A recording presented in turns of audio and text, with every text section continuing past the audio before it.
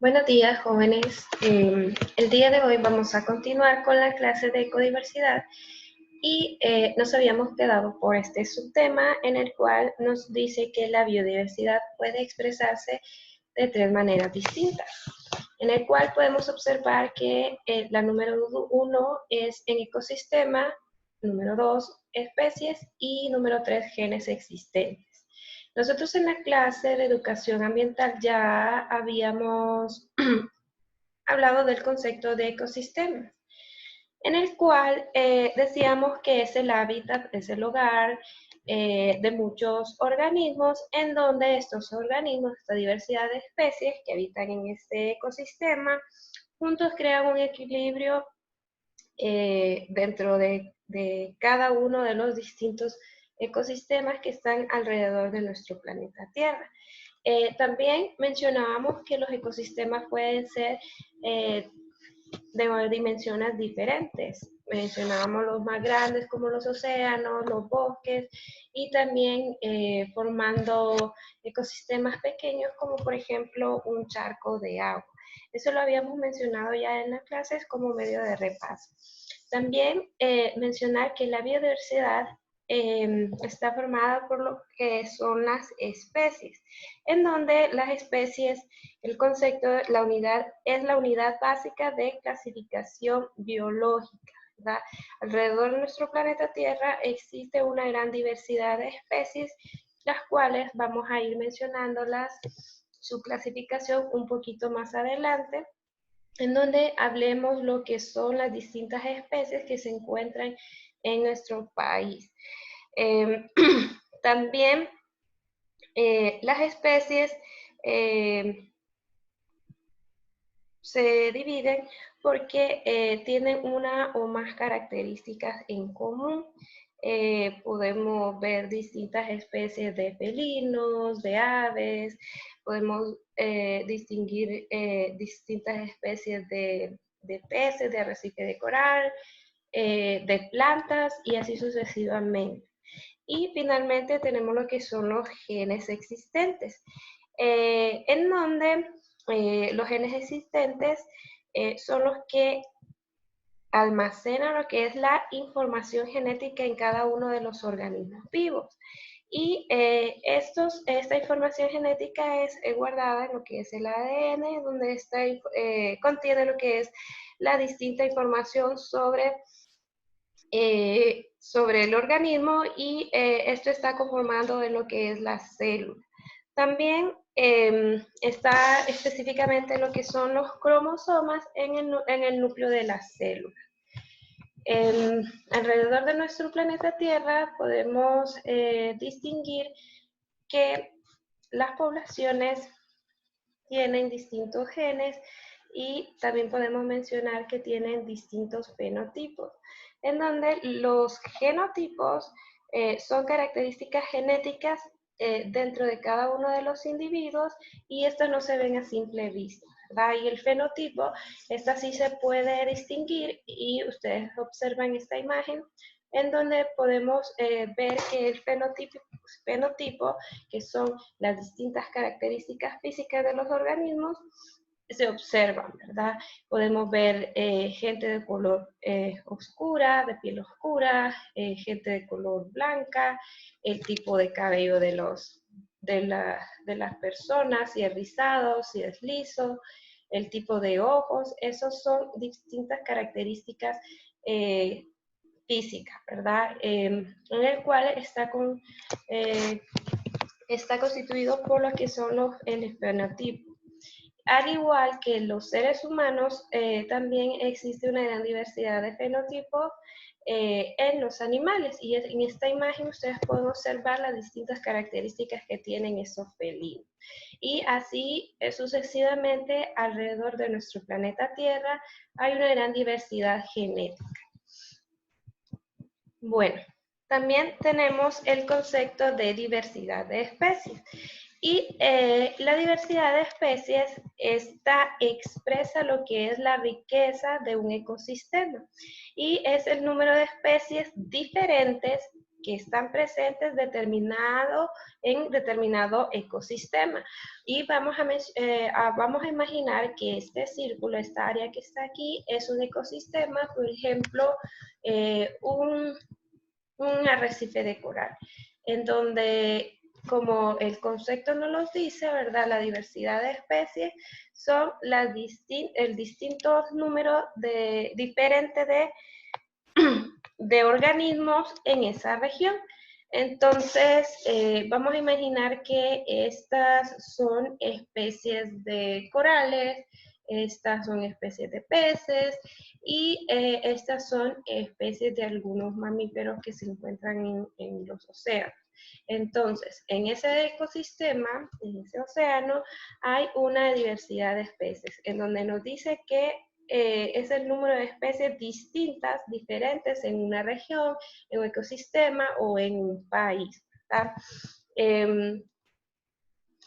También cabe mencionar que la diversidad de especies es característico de acuerdo al ecosistema en donde se desarrollan los organismos.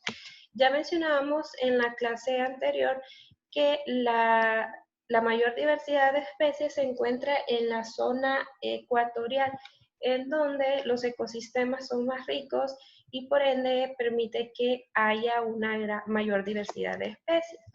Por ejemplo, vamos a mencionar que en un bosque tropical existe una alta diversidad de especies en el cual en otros ecosistemas no puede haber. Por ejemplo, en ese bosque tropical hay una gran diversidad de aves, hay una gran diversidad de mamíferos, de felinos, de reptiles, una gran diversidad de anfibios que en otros ecosistemas no lo hay, como por ejemplo en lo que son el ecosistema de los desiertos, en donde la diversidad de especies va a ser menor debido a que las condiciones del ecosistema no son favorables para que se desarrollen cierto tipo de especies. Por ejemplo, una especie de anfibio que habita en el bosque tropical va a ser poco probable que se encuentre en este tipo de ecosistema. Por lo tanto, la diversidad de especies en este tipo de ecosistema va a ser menor. Y aquí podemos observar algunas especies que se encuentran en este ecosistema, como algunos reptiles, como algunos insectos y algunos camellos, ¿verdad? Que son resistentes a este tipo de condiciones extremas de altas temperaturas, altas sequías y escasez de agua. ¿Okay? También vamos a mencionar que la diversidad de especies se caracteriza o se clasifica según su origen. Las especies van a estar clasificadas, número 1, por su origen, y estas las podemos mencionar lo que son las especies exóticas, que vamos a mencionarlas un poquito más adelante, la explicación de cada una de ellas. Tenemos lo que por su origen también tenemos la categoría de las especies nativas y también vamos a mencionar que por la presencia en los ecosistemas también se clasifica en distintos grupos. Podemos mencionar lo que son las especies indicadoras, las especies claves, las especies dominantes y las especies invasoras. Todas estas conforman lo que es una gran diversidad de especies dentro de cada uno de los ecosistemas, en cada una de las regiones alrededor del planeta Tierra y también tanto en ecosistemas acuáticos como en ecosistemas terrestres. Y vamos a hablar un poquito acerca de cada una de ellas. En primer lugar, vamos a hablar de lo que son las especies exóticas. Estas especies exóticas son las especies que se encuentran fuera de su hábitat original y se han adaptado exitosamente a un nuevo hábitat. ¿Qué quiere decir esto? Que es una especie que, digamos, no es originaria de nuestro país, fue introducida accidentalmente, a nuestro país, a nuestros ecosistemas y se adaptó exitosamente al ecosistema, ¿verdad? Es por eso que nos dice el concepto que se encuentra fuera de su hábitat original y se adapta a las condiciones nuevas exitosamente, ¿verdad? Un ejemplo de ello podemos mencionar lo que es la paloma de Castilla. Esta ave común que nosotros la podemos ver en las distintas ciudades de nuestro país y en algunos tipos de ecosistemas de áreas protegidas, esta ave fue una especie de ave introducida a América en el siglo XVII. Por eso esta es una especie exótica debido a que no se encuentra en su hábitat original, pero se adaptó exitosamente reproduciéndose al nivel al nivel de hoy día que presentan grandes poblaciones. También tenemos otro ejemplo en el cual podemos mencionar lo que es la garza bueyera. Esta garza bueyera, es originaria de África y llegó a América volando desde 1950. Se radicó desde lo que es América del Sur, podemos mencionar países de América del Sur como Chile, Perú, Brasil, y esta se fue extendiendo por toda América hasta llegar al norte en Estados Unidos.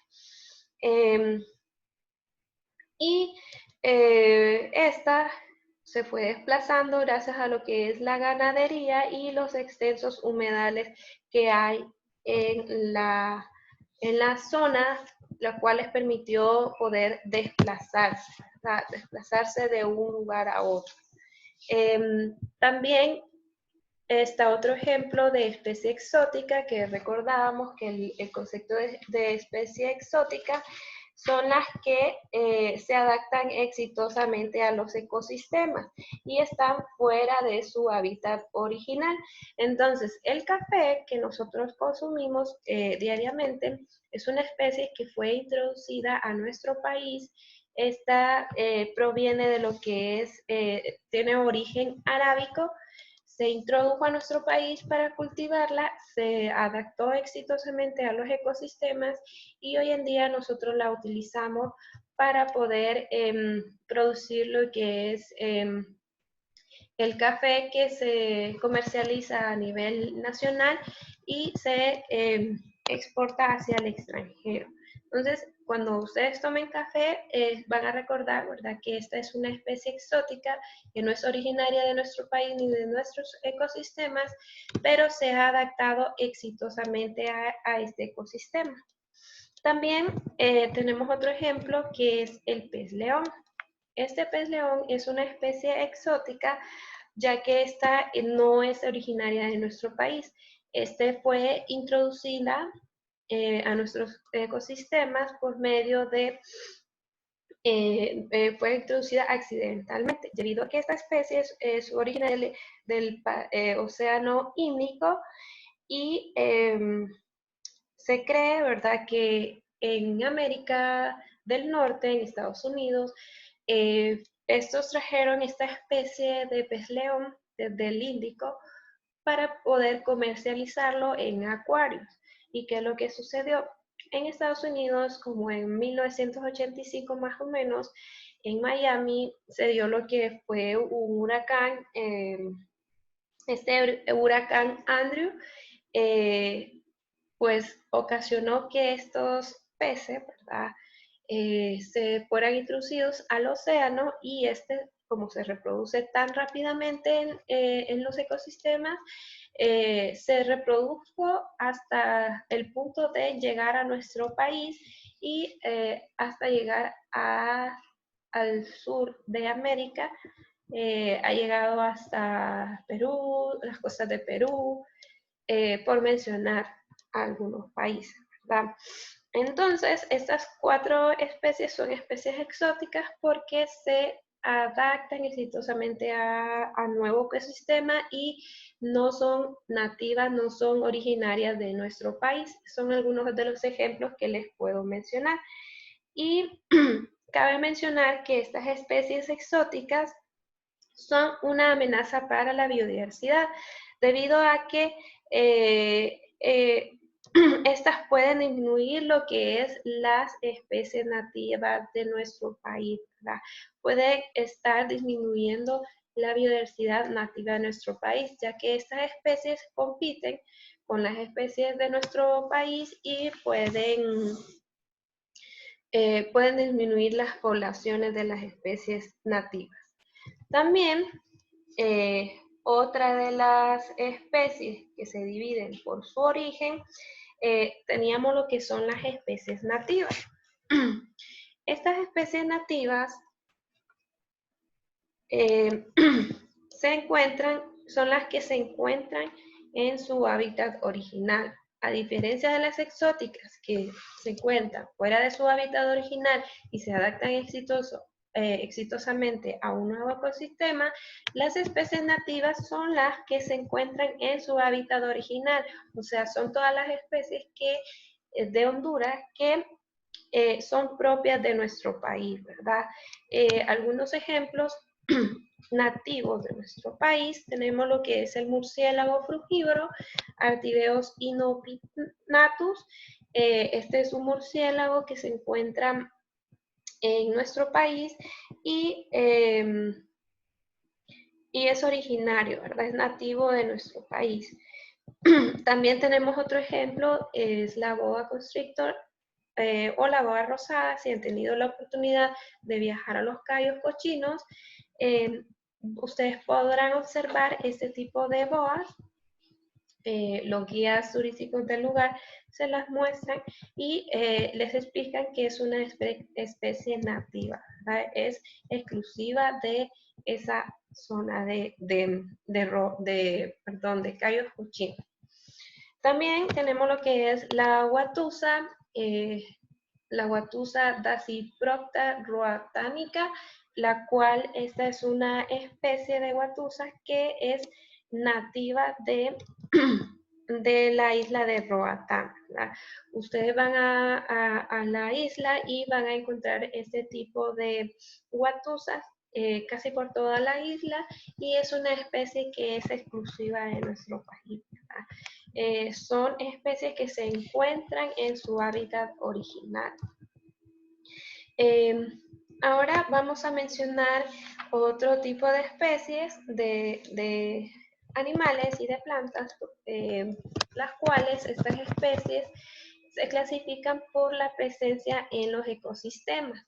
Y vamos a mencionar la primera, que son las especies dominantes. Las especies dominantes es la especie más abundante en un ecosistema, con mayor número de individuos, ¿verdad?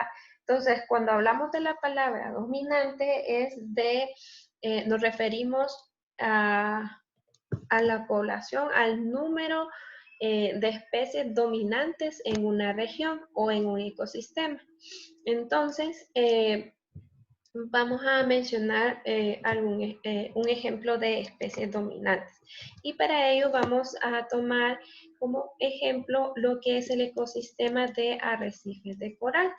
Entonces, como nos dice que el concepto que las especies dominantes son las que tienen mayor abundancia dentro del ecosistema, son el grupo de especies con mayor abundancia, entonces vamos a mencionar distintos tipos de peces que se encuentran en los arrecifes. Podemos mencionar el pez loro, el pez mariposa y el pez cirujano. ¿Cuál de esas especies de peces de arrecife tendría la mayor dominancia dentro del ecosistema? Pues podemos observar que del pez loro se encuentran 1000 individuos de esa especie. Del pez mariposa tenemos 7000 individuos de esa especie, y del pez cirujano tenemos 12850 individuos de ese pez, ¿verdad? Entonces, ¿cuál sería la especie dominante del ecosistema, jóvenes?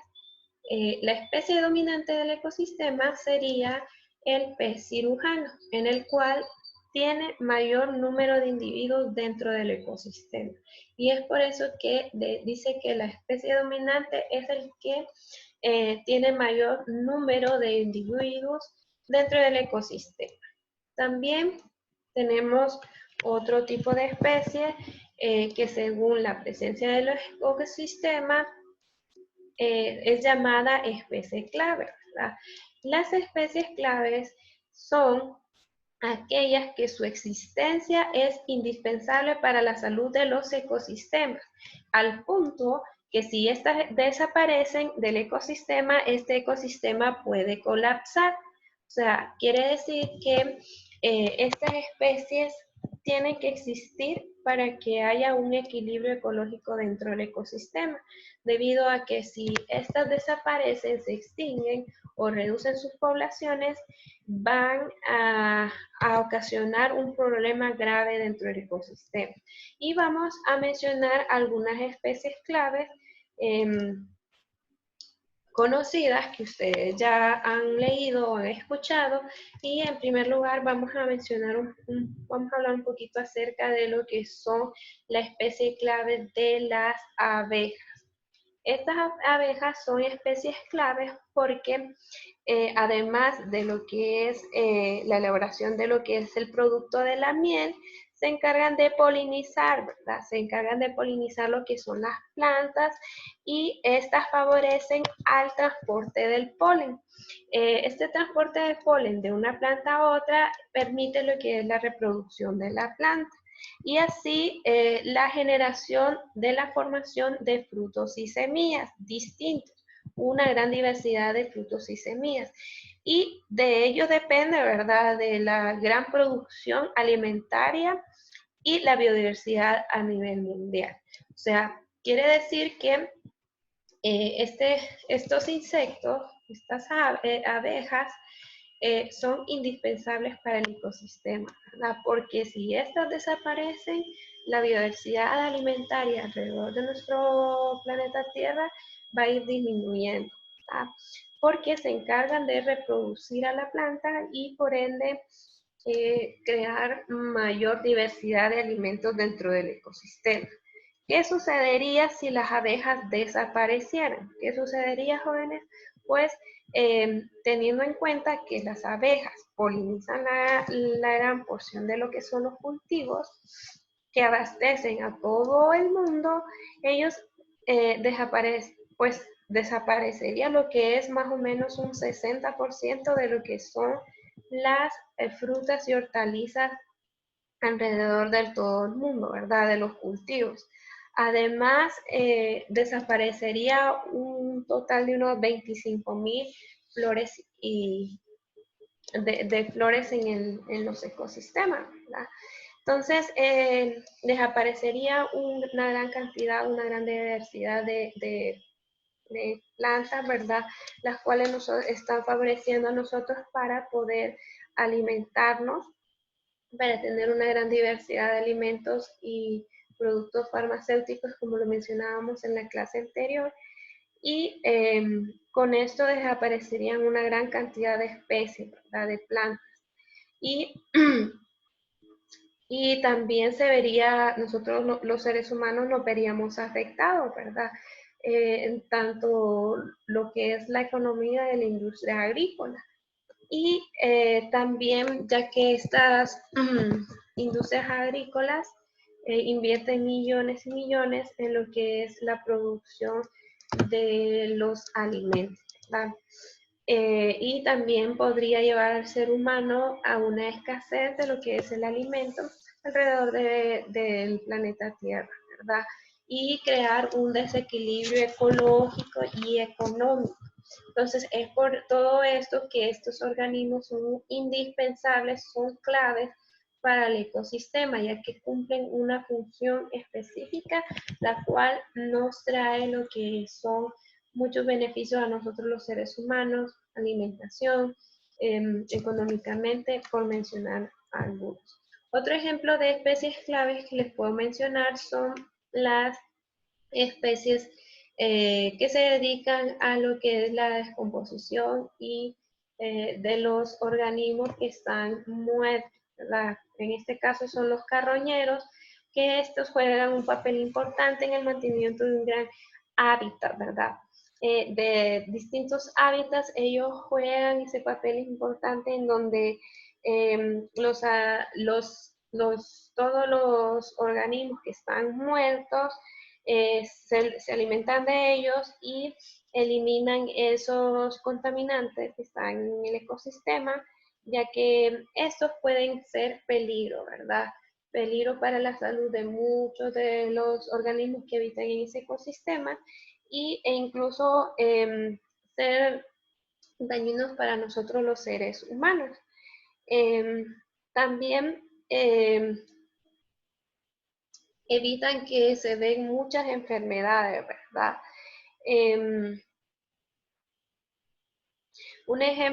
Ejemplos que podemos mencionar de los carroñeros, ya nosotros lo veíamos en distintas clases de la clase de educación ambiental.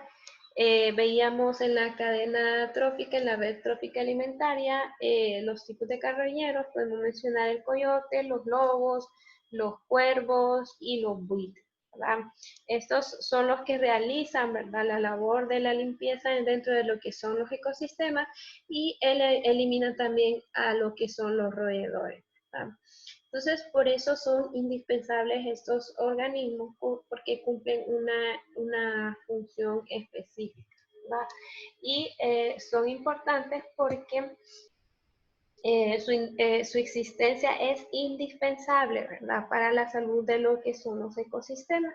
Y otro ejemplo que les puedo mencionar de las especies claves son los anuros, ¿verdad?, los sapos y las ranas, que se encuentran en una gran diversidad de ecosistemas, los cuales estos también cumplen un papel importante dentro de los ecosistemas, en el cual estos controlan lo que son los insectos, ¿verdad? Y otros invertebrados que imagínense, si no existieran estos anuros, sapos y ranas, estos insectos se convertirían en plagas, los cuales estarían dañándonos a nosotros los seres humanos de forma directa e indirecta, en el cual se produciría una gran proliferación de insectos, por ejemplo los zancudos, los cuales nos traerían enfermedades y por ende nosotros podríamos enfermarnos, tener menor calidad de vida, ¿verdad? Estas plagas son una gran problemática para el ser humano, ¿verdad? En donde, pues ya como les mencionaba, traen muchas enfermedades. También controlan otro tipo de plagas dentro del ecosistema. Entonces, mencionar que las especies claves son indispensables para los ecosistemas. Otras especies, según la presencia en los ecosistemas, podemos mencionar lo que son las especies indicadoras. Las especies indicadoras, jóvenes, son aquellas, ¿verdad?, que su presencia muestran, ¿verdad?, el estado de salud de lo que son los ecosistemas. Entonces, esta nos indica cómo un ecosistema está, si ese ecosistema es saludable, si este ecosistema está contaminado u otro. Y para ello, en el libro les menciona dos ejemplos y está el ejemplo de lo que es el zancudo, que transmite lo que es el dengue, en el cual este es un indicador de que el agua está limpia, ¿verdad? Las larvas que crecen en esas aguas donde encuentran este tipo de zancudos que transmite el dengue, estas aguas están limpias. Eso es lo que significa, indican que esas aguas están limpias. Mientras que cuando encuentran larvas de zancudos que producen lo que es la enfermedad de la malaria, estos son indicadores de que esa agua está sucia o contaminada. Entonces, esa es la diferencia entre el zancudo del dengue y el zancudo de la malaria. El del zancudo indica lo que es aguas limpias y el que produce la enfermedad de la malaria nos indica que el agua está sucia o estancada. También tenemos otras especies indicadoras en los arrecifes de coral o en las zonas costeras. Se encuentra una gran diversidad de esponjas marinas, las cuales han sido estudiadas por muchos años para poder identificar si la calidad del agua marina es saludable, ¿verdad? Muchas de estas especies han sido, ¿verdad?, utilizadas para detectar lo que es la peligrosidad, ¿verdad? Si hay contaminación de algunos metales pesados dentro de lo que es el agua y podemos mencionar algunos de ellos, como por ejemplo el cadmio, el mercurio, el cobre, el zinc, así como cualquier contaminante orgánico, como por ejemplo lo que son los restos fecales. Entonces, estas esponjas de mar o estas esponjas que habitan en las zonas costeras nos pueden indicar, ¿verdad?, la salud de ese tipo de ecosistema. ¿Ok? También tenemos, bueno, antes de eso, mencionar que estas especies indicadores nos permiten detectar, ¿verdad?, lo que es a temprana, con tiempo, ¿verdad?, lo que es la contaminación y la salud de cada uno de los ecosistemas. Otra de las especies que por su presencia dentro de los ecosistemas se clasifican en lo que son las especies invasoras. Estas especies invasoras son especies que ante cambios ambientales tienen exitosa adaptación y estrategia para ocupar espacios desplazando a otras especies. O sea, este se parece un poco al concepto de las especies exóticas, en donde estas especies invasoras entran al ecosistema, se adaptan exitosamente y compiten con las especies nativas originarias del ecosistema, desplazándolas, ¿verdad? Pueden desplazándolas o reducir las poblaciones de las especies nativas del lugar, ¿verdad? Un ejemplo de esto es el pez black bass, que fue introducido al lago de Yohoa, y esta es una especie que no es nativa del lago de Yohoa, pero fue introducida para pesca deportiva, en el cual esta vino a hacer competencia con las especies que ahí habitan en el lago de Yohoa, hasta el punto de que esta especie se reprodujo rápidamente y ahora predomina lo que es el ecosistema del lago de Yohoa. También que esto afecta, ¿verdad?, porque disminuye lo que es la diversidad autóctona del lugar, ¿verdad? En este caso sería la diversidad autóctona del lago de Yohoa. Muchas de estas poblaciones de peces del lago de Yohoa sufren, ¿verdad?, estos grandes impactos, ¿verdad?, estas grandes presiones ambientales en las cuales se puede venir perjudicando a las especies nativas del lugar, ¿verdad? Entonces,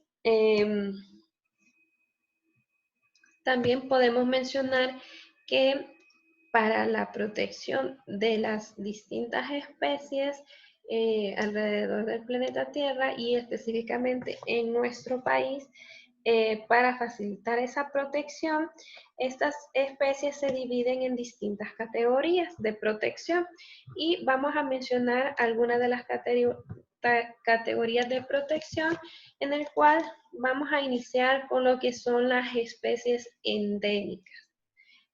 Las especies endémicas de nuestro país, y vamos a mencionar que primero vamos a mencionar conceptos y después vamos a mencionar algunos ejemplos que ustedes los pueden ver en la lámina, en donde las especies endémicas son, ¿verdad?, especies de plantas, de flora y fauna, en el cual su distribución se restringe a una zona determinada, ¿verdad?, a una zona geográfica determinada, ya sea una provincia, región, país o continente.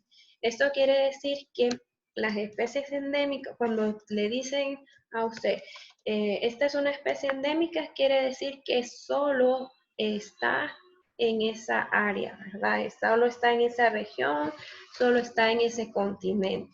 Por ejemplo, en Honduras nosotros podemos mencionar que tenemos una gran diversidad de especies endémicas propias de nuestro país y dentro de nuestro país endémicas de cada una de las regiones. Entonces, un ejemplo de ello es el colibrí esmeralda, que esta es nuestra ave nacional y podemos mencionar que este colibrí vive en el bosque seco y matorrales tropicales. Y esta se sitúa en lo que es el Valle de Aguán y en la zona de Santa Bárbara, ¿verdad? Esta especie solo la vamos a encontrar en esa zona. Si ustedes observan otros tipos de colibrí, digamos en la ciudad, digamos en algún otro parque nacional, cabe mencionar que esta no es el colibrí esmeralda, debido a que como el concepto de especie endémica es las especies que están restringidas, ¿verdad? Las especies que están en una sola zona geográfica. Entonces, esta especie de colibrí solo se encuentra en Valle de Riahuán y Santa Bárbara. También otra especie endémica que les puedo mencionar es la salamandra Bolitoglosa selake, la cual es propia del sudoeste de Honduras y la zona fronteriza del Salvador. Solo se encuentra en esos dos lugares. Ahora, tenemos otro tipo de especie o clasificación según la protección. Tenemos lo que son las especies raras. Y aquí tenemos este osito gracioso, ¿verdad? En el cual este oso perezoso es una especie rara, ya que estas especies han mantenido sus poblaciones pequeñas, en pequeñas cantidades. Y también podemos mencionar la rana de ojos rojos. ¿Va? En el libro también les menciona lo que es la garza roja. Estas son especies que han mantenido sus poblaciones en cantidades pequeñas a lo largo del tiempo. Luego tenemos lo que son las especies amenazadas. Estas especies amenazadas son las que son sometidas, ¿verdad?, a presiones ambientales que pueden disminuir considerablemente sus poblaciones. Entonces quiere decir que estas están, sus poblaciones están se están disminuyendo debido a que muchas personas aquí en nuestro país las comercializan para para utilizarlas como animales domésticos, ¿verdad? Entonces es por eso que nos dice, ¿verdad?, que son sometidas a grandes presiones ambientales y estas pueden disminuir sus poblaciones. También tenemos otra especie amenazada, el venado cola blanca, que es el mamífero nacional de nuestro país. Finalmente tenemos las especies en peligro de extinción y aquí podemos mencionar que las especies en peligro de extinción son las que han tenido poblaciones y altas poblaciones, pero esas poblaciones han disminuido hasta el punto de llegar al nivel crítico para su sobrevivencia. O sea, quiere decir que son especies que al pasar de los tiempos, las poblaciones van disminuyendo de esta especie hasta el punto de llegar a la extinción. O sea, están a punto de desaparecer. Este ejemplo que está aquí es el manatí, que este se puede observar en algunas áreas protegidas, como por ejemplo en Cuero y Salado, ¿verdad? También tenemos lo que es otra especie en peligro de extinción en nuestro país, como el águila arpía. ¿Okay? Y estos han sido las distintas especies según la presencia en los ecosistemas y según el manejo que se les da, ¿verdad? Cabe mencionar que, bueno, eso de los ecosistemas nosotros ya lo habíamos visto en algunas clases, solo es para, esto es para como un repaso, en el cual vamos a mencionar que en los ecosistemas acuáticos, ¿verdad? Ya nosotros habíamos mencionado distintos ecosistemas acuáticos, se da lo que es este tipo de organismos, microorganismos, en el cual en los océanos, por ejemplo, estos microorganismos o algas fotosintéticas son llamadas fitoplancton. Esta es la fracción vegetal del plancton que es desplazada a través de las corrientes debido a que tienen poca disponibilidad para desplazarse. Esta fracción vegetal es la que introduce lo que es la energía en la cadena alimenticia en los océanos. Entonces, este fitoplancton adquiere la energía del sol, la transforma a través de la fotosíntesis, esta es pasada a energía y a través de la cadena trófica la pasa a lo que es el zooplancton, larvas de peces y peces adultos dentro de los océanos. Y aquí lo podemos observar, ¿verdad? Este fitoplancton adquiere la energía, la transforma de los rayos solares y esta es transferida hacia el siguiente nivel trófico hasta llegar al nivel más alto, ¿verdad? Está el zooplancton, larvas de peces y peces adultos. Y así sucesivamente fluye la energía dentro de los ecosistemas en los océanos. Este también es otro ejemplo, nada más que en este es el ejemplo en los océanos y este es un ejemplo en lo que sucede en los lagos, ¿verdad? Está el fitoplancton, el zooplancton y los distintos organismos que van en la cadena alimenticia. También podemos mencionar que existe una gran diversidad de ecosistemas. Nosotros ya mencionamos en la evaluación del primer parcial, tenemos lo que son los ecosistemas naturales y los antropoecosistemas, en el cual un ecosistema natural es el que no ha sido intervenido por el ser humano, decíamos, y los antropoecosistemas han sido intervenidos por el ser humano. Y si ustedes observan en la imagen, este pareciera un ecosistema natural, pero acá en esta zona de acá, ustedes pueden observar que hay una población y también personas que se han dedicado a la agricultura en toda esta zona de acá. Entonces, por ende, ya no es un ecosistema natural, sino un antropoecosistema intervenido por el ser humano.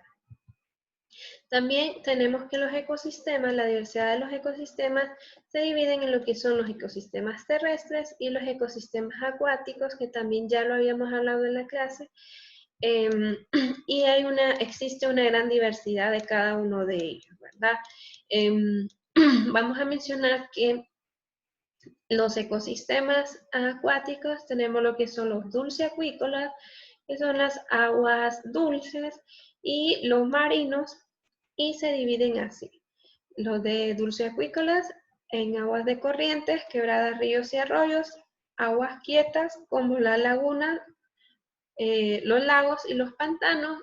En el caso de los marinos tenemos lo que son las zonas costeras, en donde hay una gran diversidad de estos ecosistemas, en donde podemos mencionar lo que son las playas, los pasos marinos, los arrecifes de coral y los humedales costeros. También tenemos lo que son la zona de mar abierto, ya comienza al final del borde de la plataforma continental.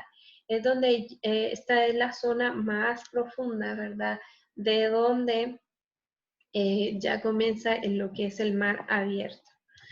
También tenemos lo que son las zonas costeras, ya les mencionaba lo que son las playas, nosotros conocemos este tipo de ecosistemas en donde aquí habita una gran diversidad de organismos, podemos mencionar crustáceos, moluscos, podemos mencionar una gran diversidad de aves y podemos mencionar aquí algunos invertebrados, ¿verdad?